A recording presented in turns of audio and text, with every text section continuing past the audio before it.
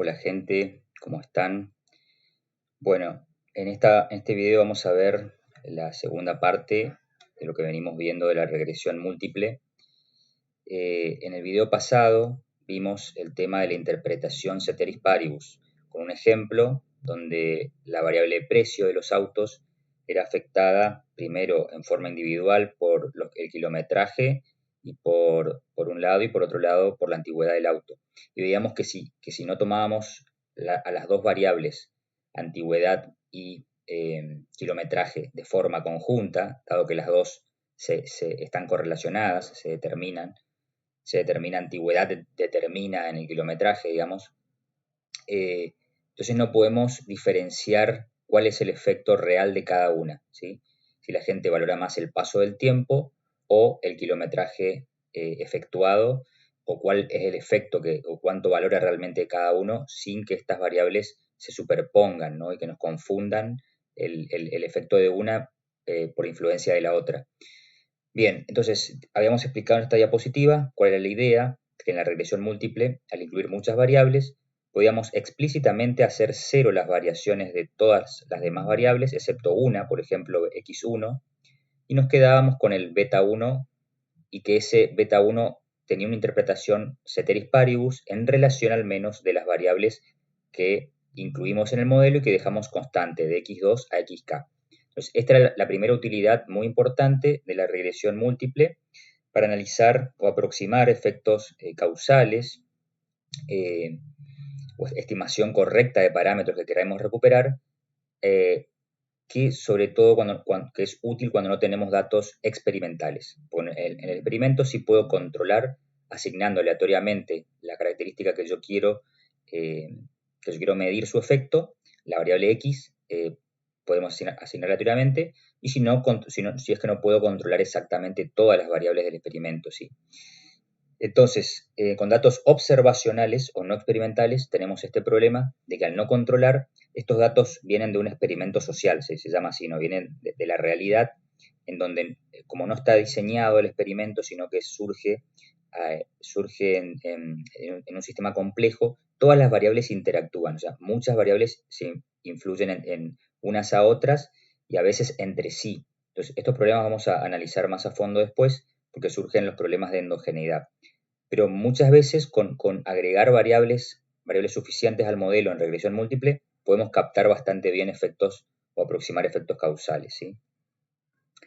Entonces, siguiendo con esto, ahora tenemos que profundizar un poco esta intuición que vimos con el stata y este ejemplo, un poco más técnicamente, ¿no? ¿A qué se refiere técnicamente o también matemáticamente con la interpretación parcializada? ¿Qué es esto? Al incluir una variable x2 en el modelo, yo obtengo lo que se llama correlación parcial, no la correlación simple entre precio y kilometraje, sino que ahora al incluir antigüedad en el modelo, el beta 1 y el beta 2 ya son correlaciones parciales. En estadística se les llama bastante así al beta 1 y beta 2 o beta k de una regresión múltiple. Es una correlación parcial porque ya mantuve constante los otros factores que incluí en el modelo, ¿no? Entonces, yendo al caso más simple de regresión múltiple, dos variables, x1 y x2. Fíjense, dado este modelo, tenemos que la formulita para estimar el beta 1, por ejemplo, estimado, es igual a la sumatoria de este R estimados sub i1 por la variable i sub i dividido la sumatoria de este R, que en realidad son residuos, ahora vamos a ver de qué regresión, los residuos al cuadrado, ¿sí? Esto sería como el numerador de la varianza de los residuos, y esta sería como el numerador de la covarianza, perdón, entre estos residuos R e I. Ahora, ¿qué son estos residuos? Este residuo R, digamos, estos residuos R sub I.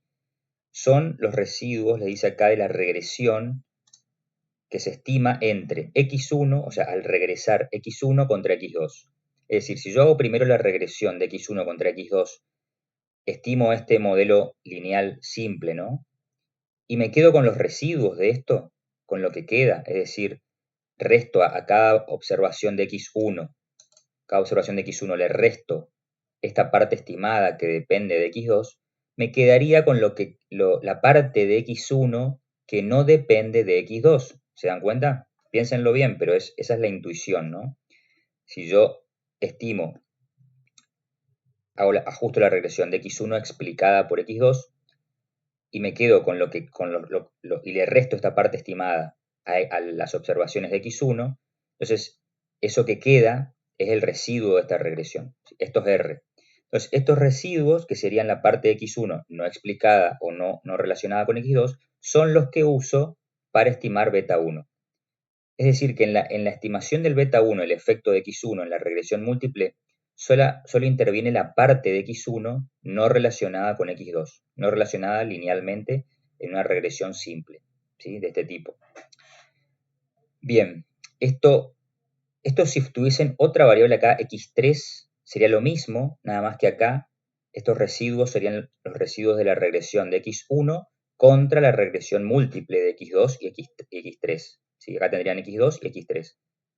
Y los residuos de esa regresión incluirían acá. O sea, esa es la mecánica, pueden probarlo, hacerlo con el Stata, ya saben cómo guardar los residuos de una regresión, así que podrían hacer esta regresión, acá podrían hacer antigüedad contra o kilometraje contra antigüedad, la primera regresión, guardar los residuos y esos residuos, ¿sí? Aplicar la formulita, o sea, directamente hacer la regresión simple podrían hacer de esos residuos contra precio, ¿sí? Y les tiene que dar el mismo beta 1 de la regresión múltiple de precio contra kilometraje contra antigüedad, ¿sí? Si no me equivoco, ese era el orden que dijimos, ¿sí? Pero hagan la prueba, van a ver que, de hecho, hay un ejercicio en el R que les plantea hacer eso y probarlo, esta parcialización. Entonces, como ven, es algo lógico, ¿no? Algo lógico esta parcialización, porque se puede reconstruir con regresiones, en este caso simples, en varias etapas, en 2 etapas. Lo que hace la regresión múltiple en una sola etapa, digamos, de una sola vez. Bien, y además aporta intuición de que la parte que se está usando de x1 para estimar su efecto es la parte, este R, ¿sí? Que no incluye la parte correlacionada con x2, se excluye. A eso se le llama parcialización. Bueno, acá está la explicación esa que acabamos de decir, no lo pueden leer, no hay mucho más que agregar. Es lo que dijimos, ¿no? Acá está parcialmente eliminada la variación de x2 se la elimina de x1. Bueno, en la regresión simple versus múltiple ya vimos que en el Stata que los resultados no son los mismos. En las múltiples nos dio que el efecto de kilometraje y antigüedad eran menores en valor absoluto que en la regresión múltiple, que en la regresión simple cuando hacíamos cada regresión por separado, ¿no? Primero precio contra antigüedad y precio contra kilometraje. Entonces, generalmente eso ocurre siempre, o sea, normalmente los coeficientes que obtenemos usando regresión simple de y contra cada x por separado son distintos a los beta 1 estimados de la regresión múltiple, ¿sí? A menos, solamente serían iguales, o sea, a menos que suceda lo siguiente, que es rarísimo. En una muestra jamás le va a pasar esto, que es que el coeficiente de beta 2 sea exactamente 0. Quiere decir que x2 no tenga ningún efecto sobre y, ¿sí? x2 sea irrelevante explicando y. O sea, 0 absoluto, ¿no? 0 absoluto. Lo cual eso prácticamente no ocurre nunca. Ojo, podríamos estar cerca de 0 y por lo tanto habría muy poquita diferencia entre beta 1 de regresión simple y beta 1 de regresión múltiple. Pero el 0 absoluto nunca ocurre, pero obviamente si es bastante cercano a 0, podrían ser muy parecidos. A nivel práctico podríamos decir son iguales, ¿sí? Y la otra posibilidad es que x1 y x2 no se correlacionen en la muestra, ¿sí? O sea, si la correlación entre x1 y x2 es 0, o nunca va a ser 0 exactamente, pero es muy cercana a 0, entonces también la diferencia entre el beta 1, los beta 1 de regresión simple, o el beta 1 de regresión simple y el beta 1 de regresión múltiple, van a ser muy, muy, muy parecidos, ¿sí? Con que suceda una de las dos, o un poquito de cada una, podrían ya ser parecidos. Y obviamente, en la medida que la correlación entre x1 y x2 sea grande y el efecto de x2 sea grande, ¿sí? Entonces sí va a haber mucha diferencia entre el beta 1 estimado de una forma u otra. Esto es un primer indicio de lo que es el sesgo, ¿no? Porque obviamente si son distintos, quiere decir que hay un sesgo que aparece al usar regresión simple y no la múltiple. Es decir, violamos el ceteris paribus, el supuesto. Ahora vamos a ver un poco más adelante el tema del sesgo. Pero antes veamos el tema de la bondad del ajuste. Esto está bueno porque es una primera medida, no es la mejor ni la única, pero es una de las primeras más utilizadas que reportan todos los paquetes estadísticos en una salida de regresión simple y múltiple, que es que básicamente me dice cuánto ajusta mis variables X, mis variables explicativas o independientes, cuánto ajustan o cuánto explican a mi variable Y. ¿Sí? Esto va a estar expresado en términos de porcentaje, o sea, yo voy a ser capaz de decir, bueno, mi modelo, mis variables X, mis variables X incluidas en mi modelo, explican un 40% de la variabilidad total de Y. ¿Sí? Esa sería la intuición. Intuitivamente sabemos que la variable Y, como si fuese el precio de los autos, varía entre autos, y que también varía su antigüedad y su kilometraje, ¿sí? Para cada auto. Entonces, yo con mi modelo podría decir, bueno, antigüedad y precio explican tanto porcentaje de la variabilidad de Y. ¿Cómo definimos variabilidad? Bueno, de una forma bastante obvia o típica. Si hacemos la sumatoria de cada observación de I con respecto a su media, por ejemplo, el precio de los autos con respecto al precio medio de los autos, y elevamos al cuadrado, estos serían los desvíos de la variable respecto a su media. Ustedes saben que por propiedad de la media, si I barra es la media muestral, estas desviaciones suman 0. Para que no sumen 0, se los eleva al cuadrado. Y esto en definitiva es el numerador de una varianza, la varianza de I. ¿Sí? Entonces, a esto llamamos variabilidad total de I o suma total de cuadrados, STC. Yo quiero saber de esta que es la suma total, o sea, la variabilidad total, numerador de una varianza sería, que mide mi variabilidad de I. Yo quiero saber qué porcentaje de esto es explicado por mi modelo. ¿Cómo obtengo eso? Necesito la variabilidad explicada por el modelo. ¿Cómo obtengo la variabilidad explicada? Haciendo que la parte ajustada del modelo, la parte predicha, el I estimado, ¿sí?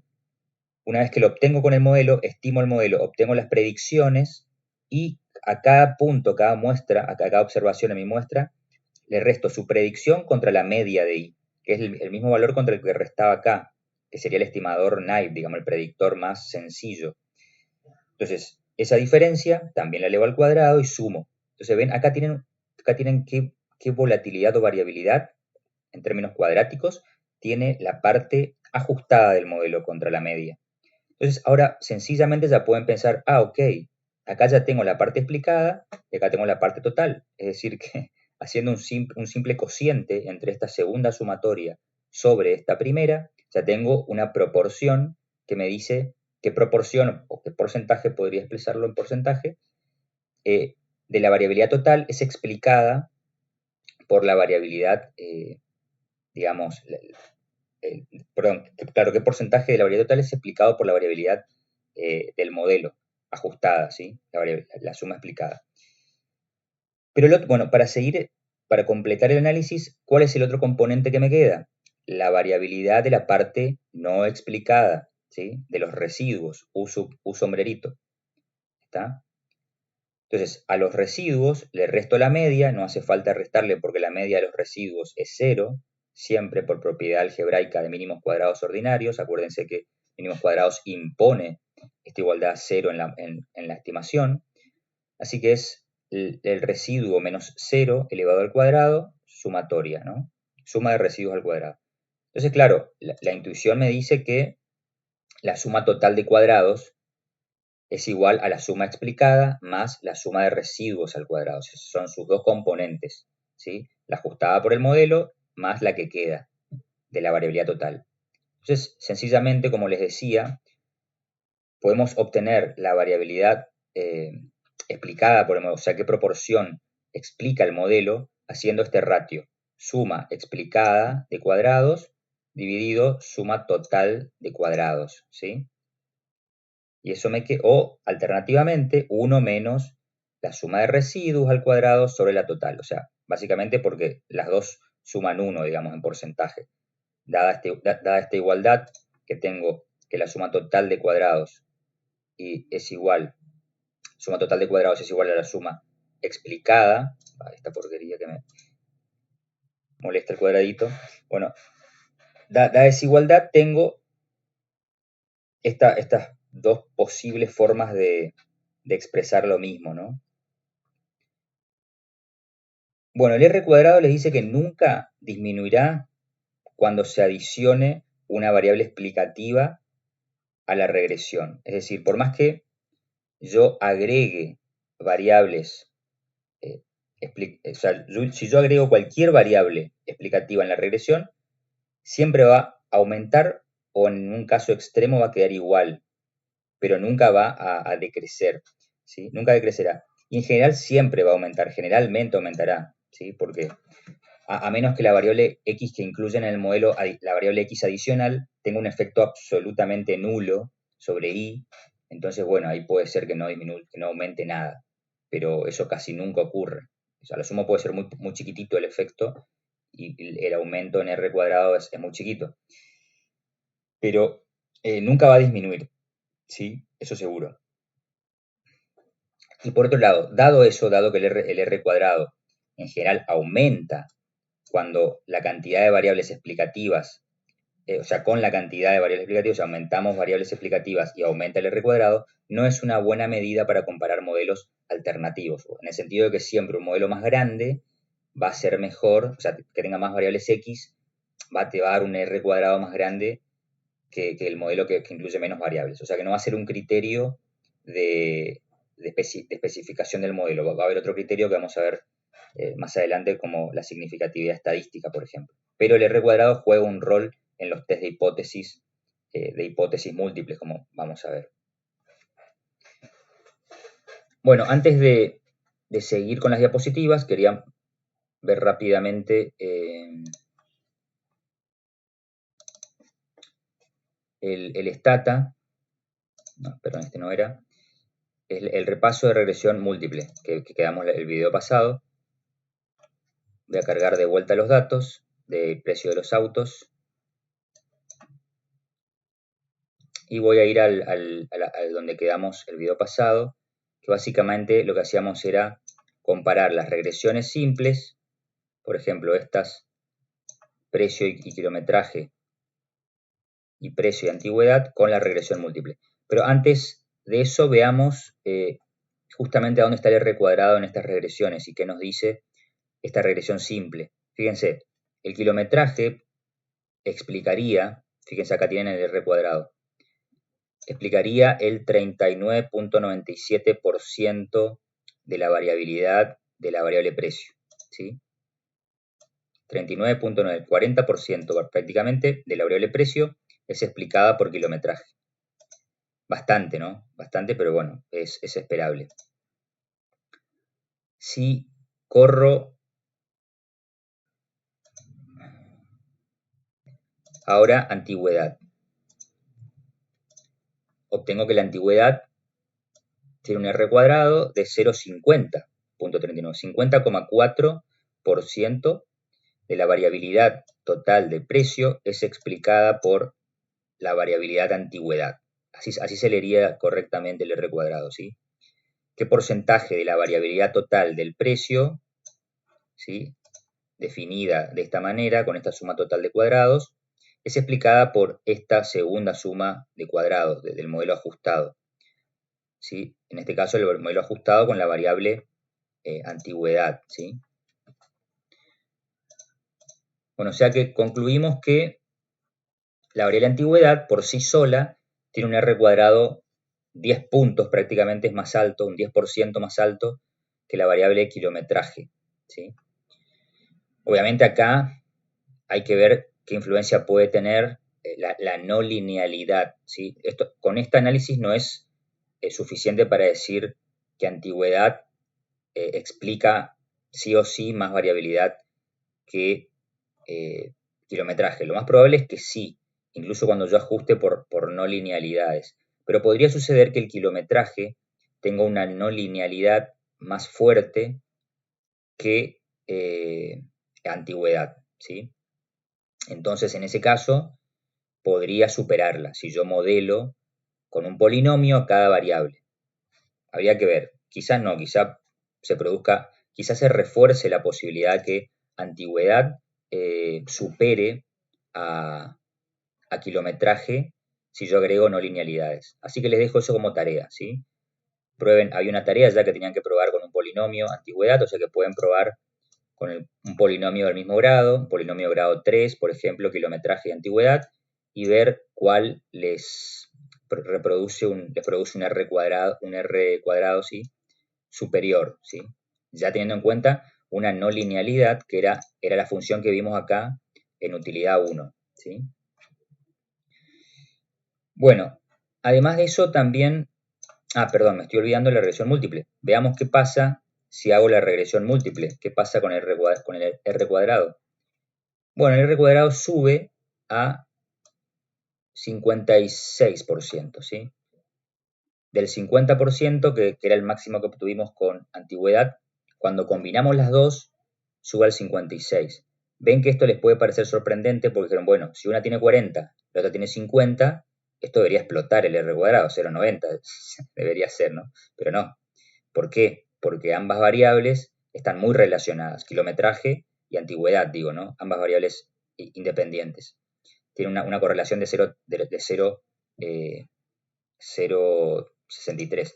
Pueden hacer la regresión también entre kilometraje o antigüedad, vamos a poner antigüedad, vamos a poner, y kilometraje, hacen la regresión de antigüedad dependiendo del kilometraje, en realidad tendría que ser al revés, perdón.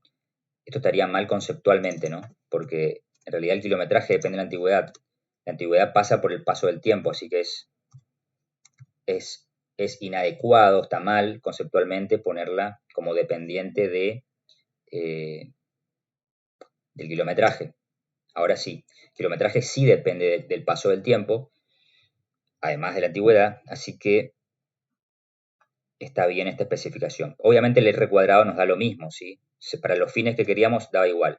0,40 con 0,40, ¿sí? A ver, esperen un momento. Esto me suena raro porque yo acá... Fue pura coincidencia, sí. Parece que fue pura coincidencia. Tengo el mismo R cuadrado 39,97 cuando hago precio con kilometraje que cuando hago antigüedad. Sí, es lo mismo, ¿no? 39,97, 39,97. Qué casualidad. Cuando hago kilometraje contra antigüedad.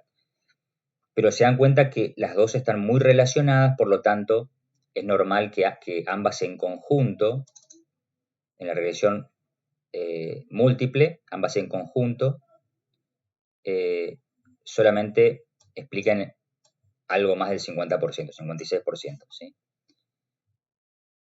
Bueno, está con esto. Ahora sería bueno, sería, perdón. Bueno, siguiendo entonces con el tema de los supuestos de Gauss-Markov, luego de bondad del ajuste, ahora tenemos que entrar un poquito de vuelta en el tema de las propiedades algebraicas, ¿sí?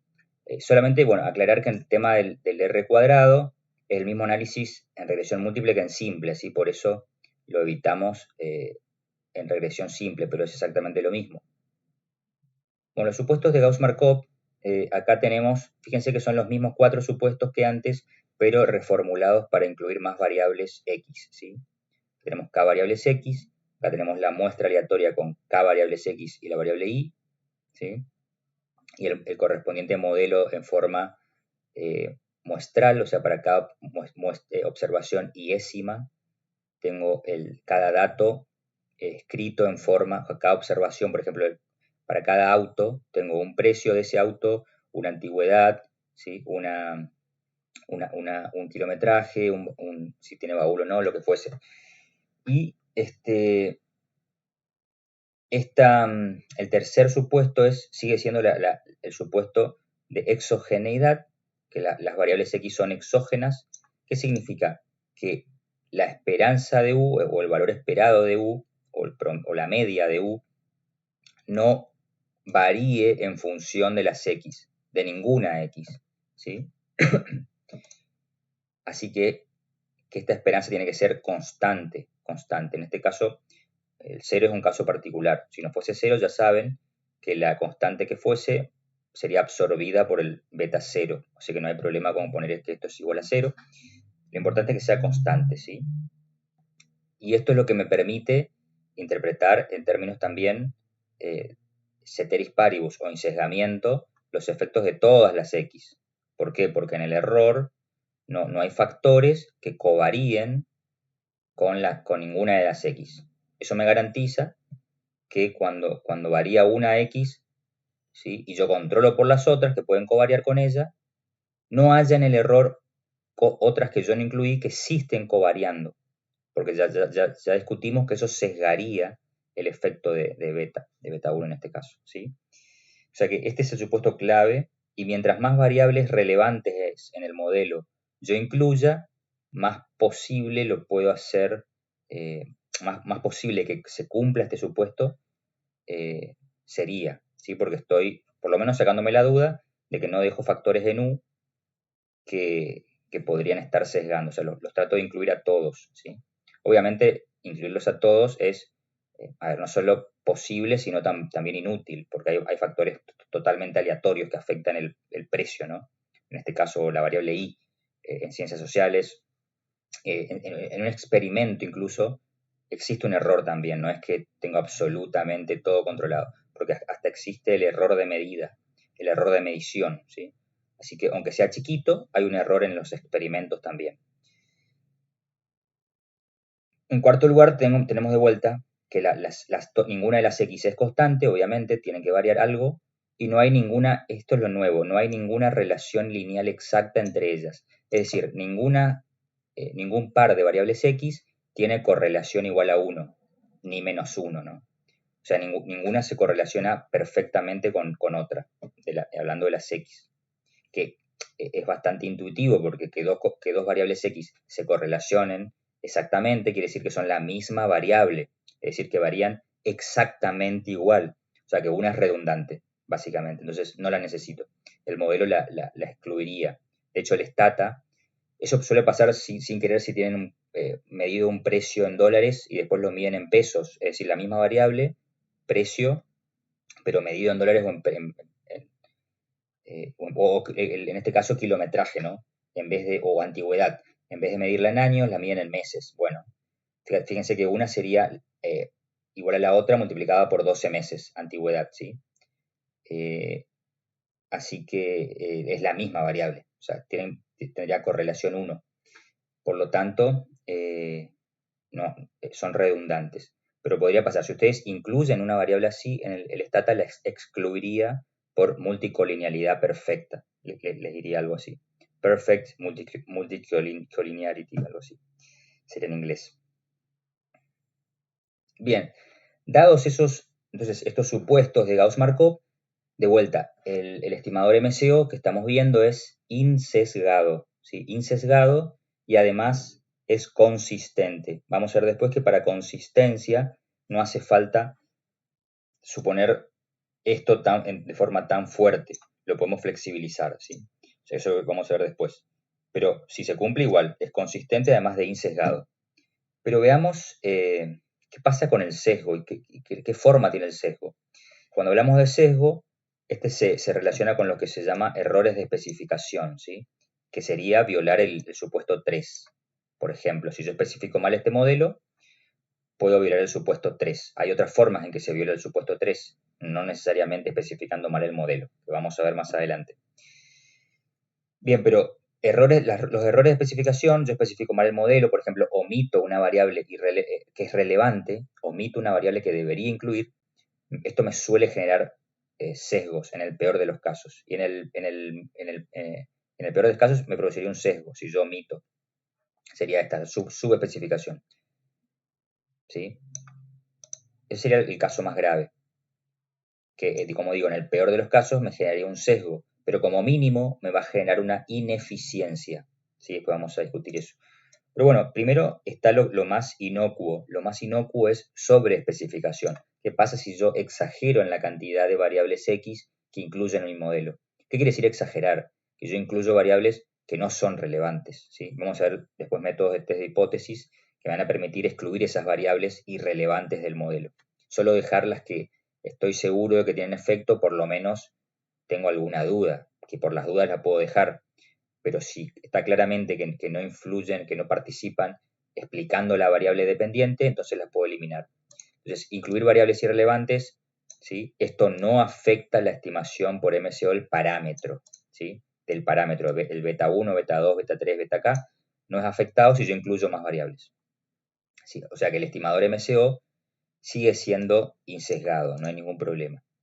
Aunque cometa ese error de exagerar mi cantidad de variables X, esto no afecta el insesgamiento. Sí puede afectar la eficiencia. Puede ser que mi estimación de interés tenga una varianza más grande, un error de estimación más grande al exagerar mi modelo. ¿Sí? Puedo perder precisión. Eso es lo único que podría pasar. En cambio, eh, la subespecificación, esto es lo grave. Si yo subespecifico el modelo, es decir, no incluyo o excluyo variables relevantes, el estimador MCO será sesgado, ¿sí? Y además va a ser inconsistente, ¿sí? Como vamos a ver más adelante. Pero, que sería que se viola, por ejemplo, este supuesto, se estaría violando, entonces, si yo subespecifico el modelo, excluyo una variable que sí es relevante en el modelo. Ojo, ahora vamos a ver qué significan variables relevantes, ¿sí? Estamos hablando de una variable que me ayuda a controlar el controlar que yo confunda el efecto de una variable X con otra.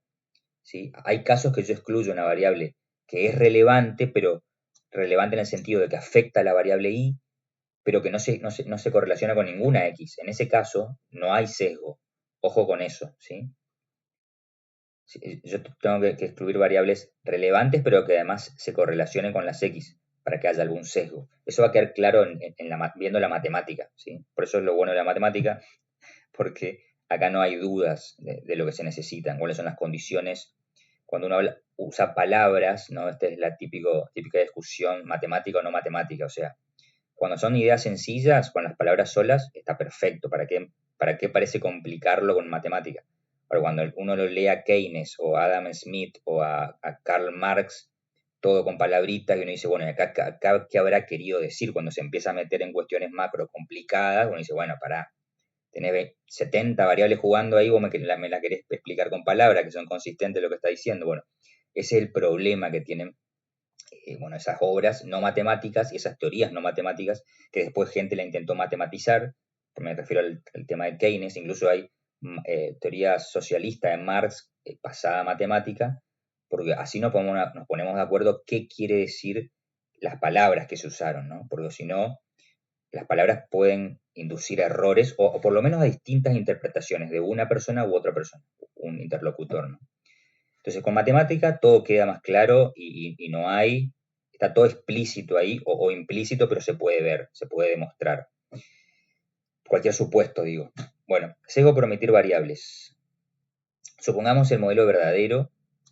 El modelo verdadero es este, con dos variables, ¿sí? Como precio, antigüedad, kilometraje. Pero estimamos el más chiquito, por ejemplo, precio contra kilometraje. Excluimos antigüedad, ¿sí?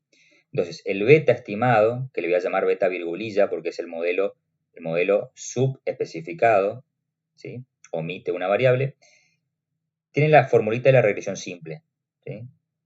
Que vimos antes. Pero yo acá en el valor de y, yo sé que este valor de y es toda esta función, o sea que depende de x1 y x2, y puedo reemplazar este valor de y por toda esta función, por su valor, digamos, beta 0 más beta 1 por x1, beta 2 por x2 más u. Si yo reemplazo y trabajo con el numerador, ¿sí? Entonces, si yo reemplazo todo esto en el numerador de la formulita que yo aplico, ¿sí? De regresión simple en el modelo simple mal especificado, yo reemplazo, opero matemáticamente y llego a esta expresión, ¿sí? Y acá tenemos un problema, porque me queda que el beta virgulilla que yo lo estimé con el modelo simple, cuando el verdadero modelo es múltiple, lleva a esta expresión del sesgo. O sea, el beta estimado es igual al verdadero beta 1 más un término que depende de la correlación de x1 con x2. Esta es la clave, ¿sí? Y además depende del efecto de x2, de la variable que yo excluyo. Este segundo término acá ya lo habíamos visto antes y depende de la correlación entre x y u. Es decir, que del supuesto 3, que si se cumple, supuesto 3 acá arriba, ¿sí? Esa correlación es 0. Ya lo usamos en regresión simple para ver el insesgamiento. O sea que esto se hace 0 normalmente. Si se cumple el supuesto 3, se hace 0. Ahora, ¿qué pasa si esto no es 0 porque excluimos x2 y x2 tiene un efecto no nulo y está correlacionada con x1? Ven que este es el numerador de una correlación entre x1 y x2. ¿Sí? O sea que esto no es 0. No se hace 0 por más que le tome esperanza acá. Entonces tomo esperanza a ambos lados, ¿sí? Y me queda beta 1, que es la constante, más beta 2, que es una constante, queda la esperanza de una constante es la constante. Y la esperanza toma todo esto y queda igual, porque la esperanza, acuérdense que es esperanza condicionada a la x, o sea que todo se toma como constante. Esto no desaparece, ¿está? O sea que me queda un tremendo sesgo, o un sesgo, un potencial tremendo sesgo, potencial, o sea, el tamaño dependerá de cuán grande es beta 2, es decir, el efecto que tiene x2 sobre y cuán grande es la correlación de x2 y x1. ¿Ven? Las dos cosas se refiere acá a que x2 sea una variable relevante que yo excluyo. Relevante no es solo que tenga efecto sobre y con el beta 2, sino que además esté correlacionada con x1. Por lo menos para que haya un sesgo en beta 1 estimado. ¿Está? Las dos cosas significa relevante. Que sea, o sea, ¿cuándo x2 sería relevante en términos de sesgo de beta 1 o de beta 1 estimado? Cuando x2 tiene un efecto sobre y, es decir, beta 2 es distinto de 0, y cuando x2 se correlaciona con x1, la variable x que corresponde al beta 1, ¿sí? Que estoy estimando. Se tiene que correlacionar. Podría pasar que esto no suceda, que x2 sea relevante explicando y, pero que no esté correlacionada con x1, ¿se dan cuenta? En ese caso no sesgaría, esto sería 0. ¿Está? O sea que no siempre que excluyan una variable van a tener un sesgo en un beta particular, beta 1 o beta j que ustedes quieran, ¿sí? Tienen que darse esas dos condiciones. La variable excluida tiene que afectar y estar correlacionada con alguna de las x adentro del modelo, por lo menos alguna, ¿sí? Para que haya algún sesgo. Si no, no pasaría. Por eso hay que ver estas sutiles. Ve que acá queda claro, en la matemática está clarito, ¿eh? O esto es 0 o esto es 0. Y sé qué significa, si entiendo más o menos la matemática, ¿sí? Y acá no hay posible confusión de qué es relevante en términos que produzca un sesgo. Bueno, ahora vamos a ver cómo se puede escribir este componente que produce el sesgo, ¿no? Este beta 2 está claro, es el efecto de x2 sobre y. Ahora, ¿a qué le suena esto? ¿No les suena esto? Esto sería el numerador de la covarianza entre x1 y x2, y esta es la varianza de x1. Esto se parece mucho a una fórmula para una regresión simple, ¿sí? Fíjense la regresión simple que estaba acá. Covarianza de las dos variables sobre varianza de la otra, sobre la varianza de la x. Acá tenemos algo muy parecido. Covarianza de dos variables x1 y x2 sobre varianza de x1. ¿Se dan cuenta? Este es un coeficiente de regresión simple. ¿Entre quién? x2 y x1. ¿Está? Si hacen la regresión de x2 sobre x1, obtienen justamente este delta 1, que es exactamente esa formulita que está en el sesgo. ¿Está? Por lo que tienen que el sesgo quedaría escrito en forma más elegante como beta 1 más beta 2 por delta 1. Así que es este coeficiente de regresión simple. Bien, entonces, perdón otra vez. Entonces, acá queda demostrado cómo la omisión de una variable relevante con esas dos condiciones que decíamos produce un sesgo que se le adiciona al verdadero valor de beta 1 en la población. Y que ese sesgo no desaparece con la esperanza, tomando la esperanza, es decir, justamente de ahí viene el sesgo. ¿Sí? Es sesgado el estimador en muestras repetidas. Por más que yo tomo el promedio de infinitas muestras, infinitas estimaciones con esas muestras, siempre va a producir un sesgo. ¿Sí? No se va a disolver, en términos esperados va a haber un sesgo, porque hay una omisión de una variable relevante, ¿sí? O sea que lo que estimo ya incluye un sesgo por parte del estimador. El estimador es sesgado, ¿sí? No hay forma de eliminar ese sesgo. Así que no me queda otra que especificar bien el modelo, ¿sí? Bueno, ahora hay algo muy importante que tenemos que ver, que es el tema de la varianza del estimador, ¿sí? La variabilidad. Está interesante porque es bueno para discutir los costos y beneficios de incluir demasiados regresores en el modelo. Fíjense, si yo quiero evitar sesgos, ¿qué me conviene hacer? Incluir más regresores, más variables X de control, ¿sí? Para hacer un modelo lo más completo posible. Pero resulta que eso puede afectar la eficiencia, ¿sí? Eso lo decíamos antes, incluir muchas variables puede ser bueno porque me garantiza el ensesgamiento, pero me produce ineficiencia.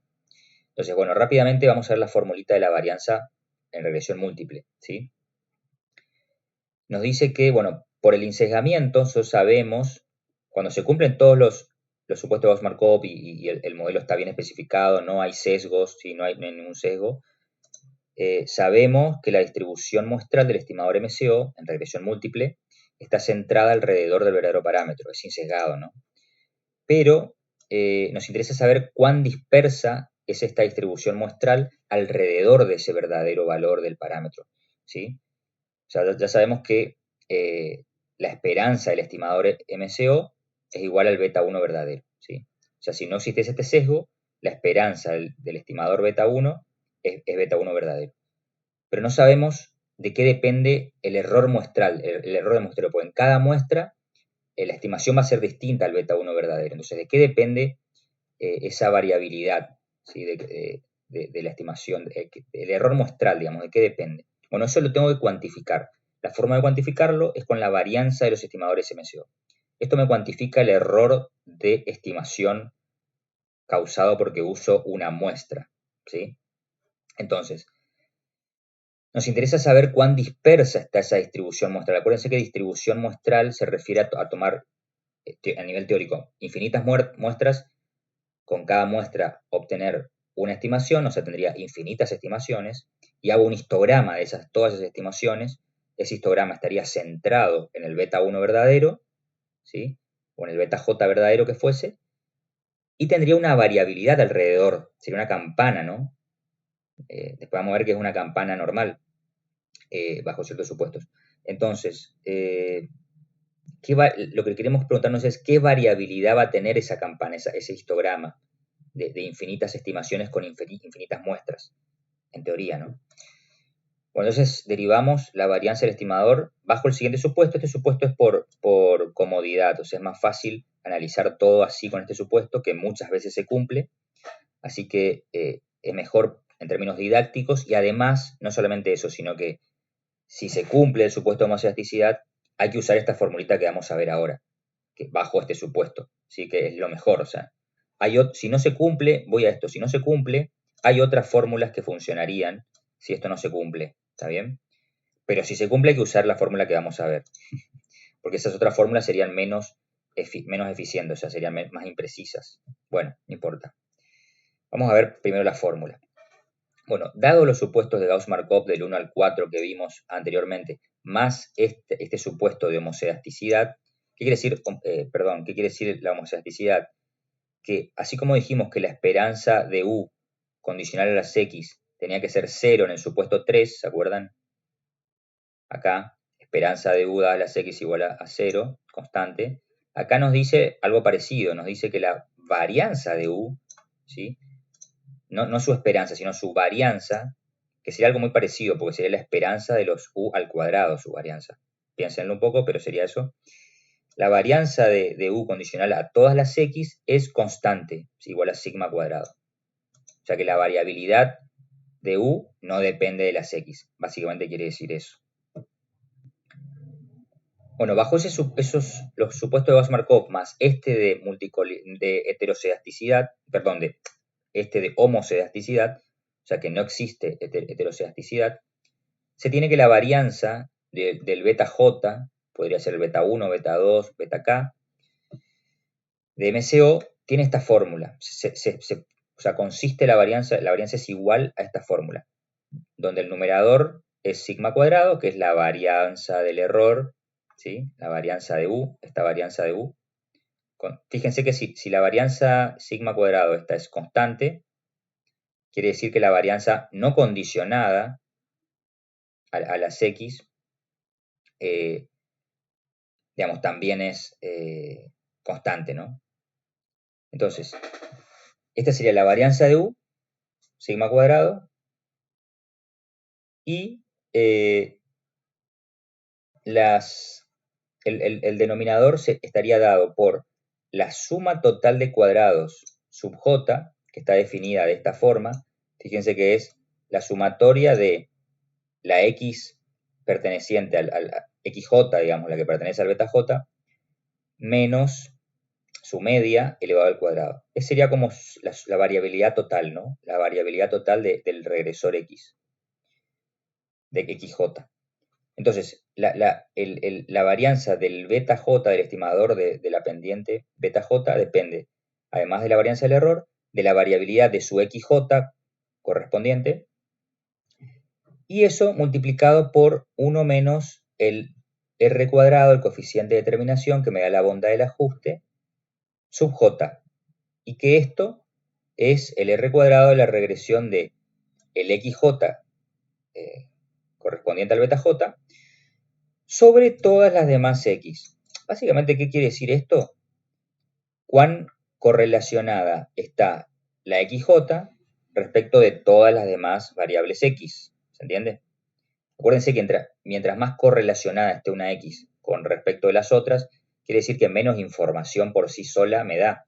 Fíjense, antigüedad y antigüedad y kilometraje tenían mucha correlación, o sea, por eso ambas en conjunto no me aumentaban mucho más el r cuadrado que usar solo antigüedad, ¿sí? Pues se pisaban entre ellas, están muy correlacionadas.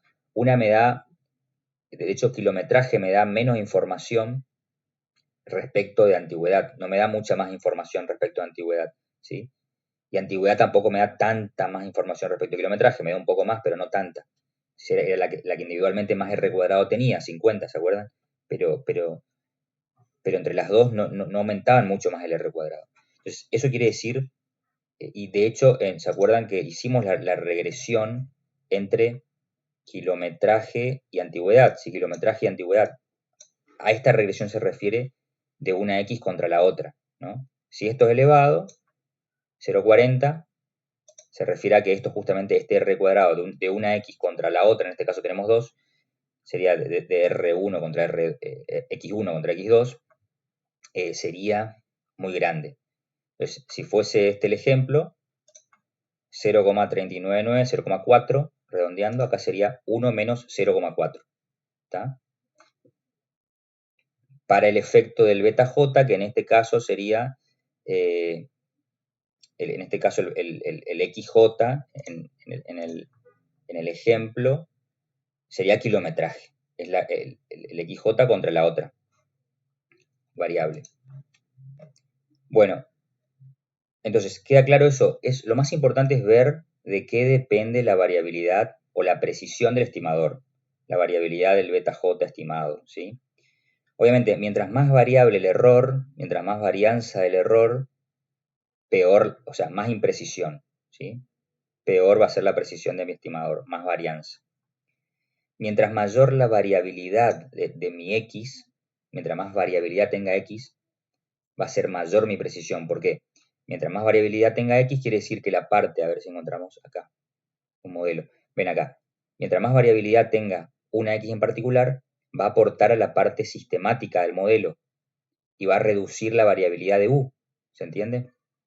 O sea, por un lado, el sigma cuadrado va a ser más chico, pero además va a aumentar esta variabilidad explicada, por lo tanto va a tener más precisión mi estimador.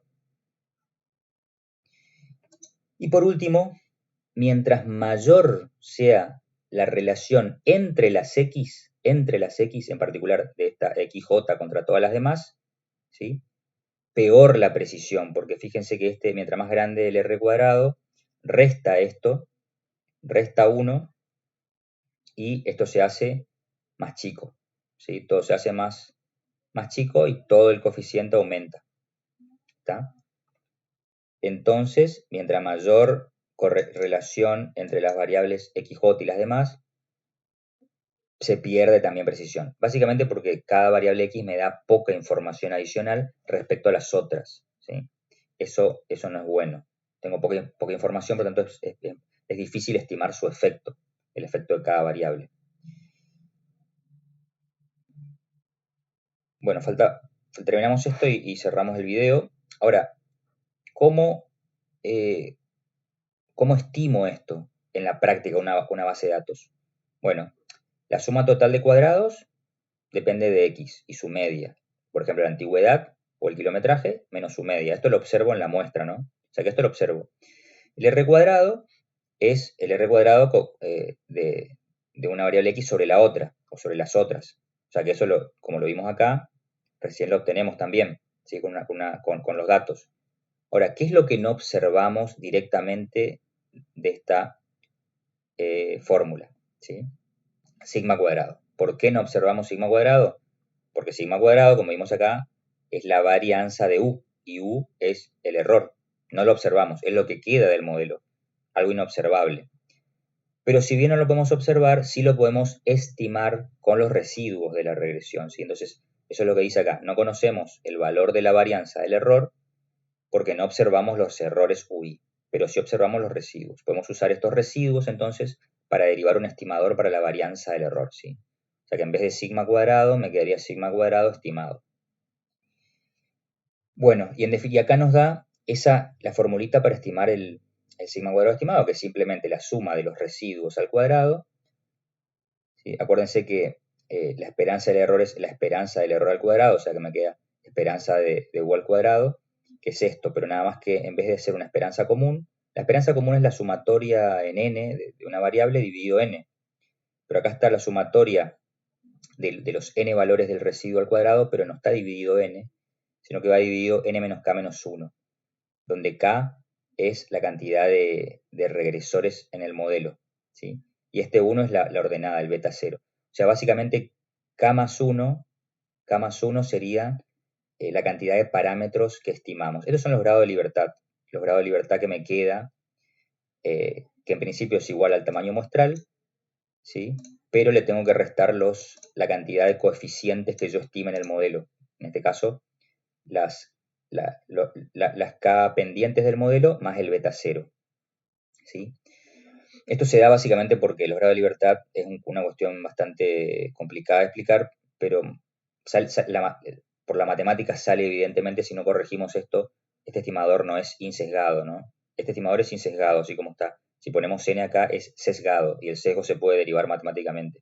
La intuición es más difícil de ver esto, pero ¿qué quiere decir con qué tamaño muestral tenemos acá que puede variar libremente? Bueno, es medio complicado de explicar, pero bueno, no hace falta saberlo. Bueno, y no puede variar libremente, ¿por qué? Porque para estimar estos K más 1 parámetros, yo pongo condiciones de primer orden, ¿sí? Que es un primer paso, y después saco los residuos. Y sobre el residuo hago esta operación, ¿sí? Entonces, previamente a hacer esta operación, tengo que estimar K más 1 parámetros que implican K más 1 restricciones a mis datos originales, ¿sí? Las CPO que vimos en MCO. Entonces, esas restricciones ya me impiden que mis n datos varíen libremente. Tienen que cumplir esas restricciones. Es como un sistema de ecuaciones que tiene grados de libertad. Bueno, yo les quito grado de libertad cuando pongo restricciones o ecuaciones al sistema. Bueno, si se acuerdan de álgebra matricial. Pero bueno, por eso es una cuestión tanto técnica como intuitivamente complicada. Pero algo que si no se corrige genera un sesgo, nada más pueden ver eso, ¿no? Una corrección para evitar un sesgo. Entonces, el error estándar me quedaría simplemente esto aplicando raíz cuadrada. Y me queda esto que está acá. Ve que ni más ni menos es la misma fórmula que antes, pero con el sigma estimado, con los residuos, ¿sí? Acá están los grados de libertad, bueno, acá habla sobre la notación, pero es eso básicamente. Número de observaciones menos número de parámetros estimados.